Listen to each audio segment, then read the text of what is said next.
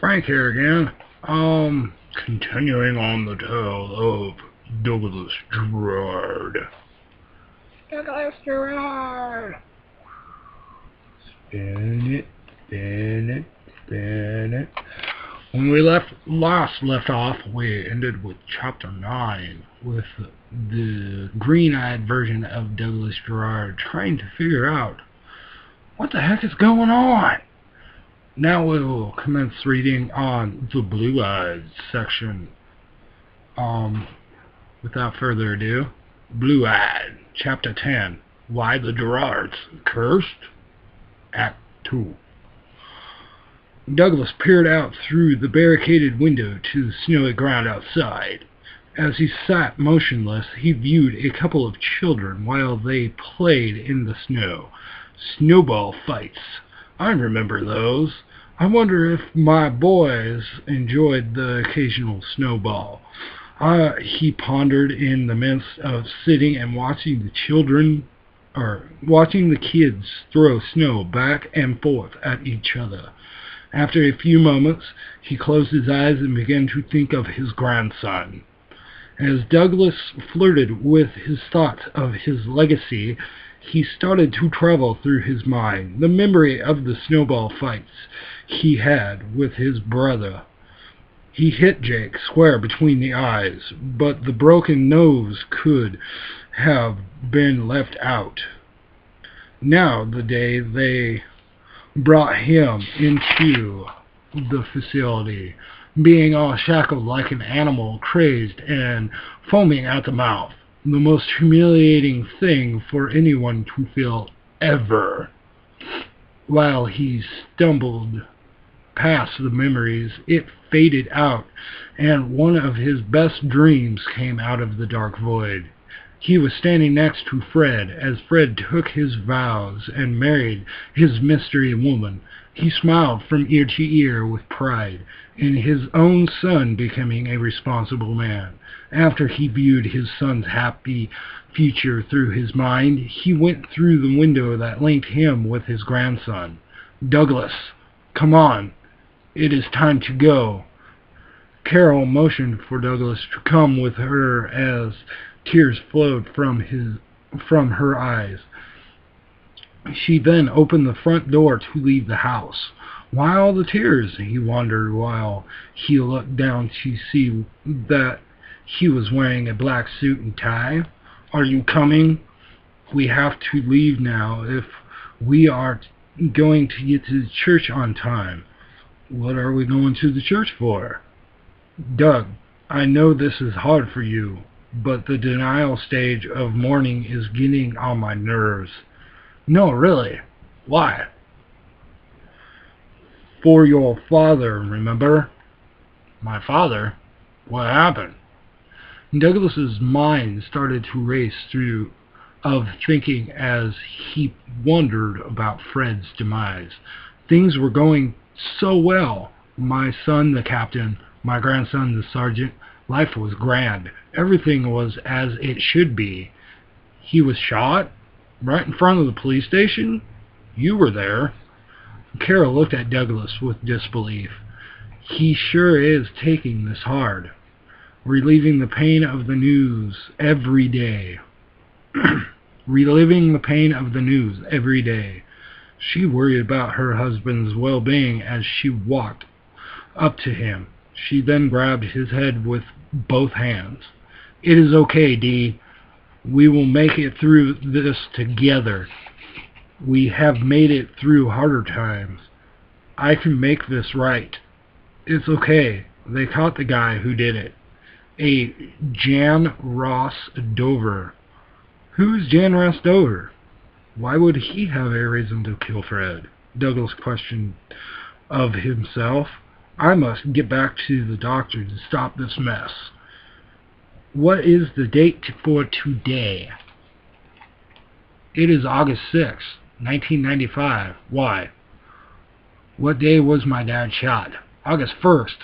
Are you okay? Yeah, I'm fine, and shortly everyone else will be fine too.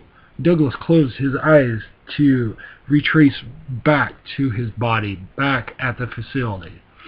It will be okay. I will make it all right, he assured himself, when suddenly a beautiful light entered the darkness of the void. Douglas, you can't do this again, a female voice stated loudly from the light. As the light came closer to Douglas's view, a woman appeared in the center of the illumination. She had long, flowing black hair that flowed to her feet and wore a white robe that fit tightly to her hourglass figure. She stopped him midway to returning to his body. Who are you? I have so many names, and that is just me. In many cultures, I give the length of life's threads. I am the Nord of what will be. So if you need, call me Scullid. This is a good name. What can't I do? Every time you change something in the timeline, you create so much work for me. I have to change all the outcomes from the point you changed fate's design. The first time, your son's wife died for your ignorance. Scullid, Sister Nord of the Fates, explained the consequences of his selfish ways. This arrogant human, like all the human race, thinks it is all about them, never sees the pain of others. I wonder if they will ever learn, she contemplated while the two were suspended within the dark. You are telling me I was given this gift for nothing? That I'm supposed to watch my kin die off? No, your gift you speak of is a fluke. No man is supposed to know of their family's fate. You can't just stop a father from saving their own. I must do this. All right. I will let you do this, Douglas Jerrod. But if you do the change one more time, there will be major consequences. Scullid left after she laid out the terms of the change to Douglas. When she was fully gone, he continued his trip to himself. His body jumped out of the chair as he returned to his own flesh. What did she mean by major consequences? What's going on here, 64? Am I going to have to restrain you? The orderly turned quickly in response to Douglas's erratic episode. He then grabbed Douglas's arm to hold him. As soon as he touched Douglas, Douglas calmly looked at him. Douglas then sat back down in the chair after seeing the seriousness on the orderly's face. That won't be necessary. Just a bit of thoughts catching up with me. Good. I would hate to see you in a jacket again. I do have one question. It is time for me to see the doc. I have something to tell him.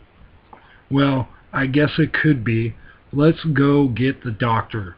Douglas strolled to the folding doors with the orderly closely escorting him through the main hall. The crazies seemed to be calm, the calm before the storm. The orderly thought as Douglas and he walked through the folding doors to the long, familiar hallway. They both proceeded down the hall, under the same 5 lights that lined the ceiling, like Douglas's own yellow brick road. I wonder how to fix this little situation. Maybe a letter will work, like last time. Why change what works when it works? He thought out his plan a little as they walked. Here we are, Dr. Scott's temporary office. The orderly opened the door and motioned Douglas into the rec room. After the orderly's kind gesture, he entered the room and sat in the chair he had come accustomed to on the opposite side of the table from the already prepared doctor. He looked across the table at Dr. Scott and observed the once well-dressed and well-manicured man's transformation to the messy-haired and wrinkled shirt-wearing man. The job must be getting to him, he mentally judged. All right, Doc. You all right, Doc? You look like you haven't slept.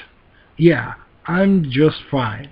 Got a lot on my plate, and hopefully by tomorrow I will be in my own office, so we don't have to be meeting in the rec room anymore. The doctor answered his greatly aware patient's question while the orderly shut the door and posted up outside. He quickly jotted down a note on Douglas's file papers. The patient has made great strides since our first visit. He then looked back up to Douglas. Enough about me. What about you? Oh, you know, the split realities that I've found are different places in time. The same. Yeah. And that's why I'm here, to listen to your different places in time. So tell me, are there any changes? It is funny that you ask. There has been a change. I went to my son's funeral. Well, really, I found out about it. No parent should have to go through that. But wasn't your son here to see you yesterday? Yes, but I'm talking about 1995. You know, the other time. Douglas replied as they continued their session. The doctor wrote a few more notes about him while he sat and watched. This probably sounds a lot nutty. A man who sees the future through the eyes of his grandson. It sounds great in his head, but now he has said it out loud. It just sounds like a rambling madman. I just need another piece of paper, an envelope, and a pen to write with. Are you writing another letter to your future son? I am. I am that evident? Crystal. But I myself think it's therapeutic for you. Just look at yourself. The first time I met you, you were staring off into space. Now you are communicating, writing, and just acting like a human being. So, yes, here's an envelope, a piece of paper, and a pen. Right away.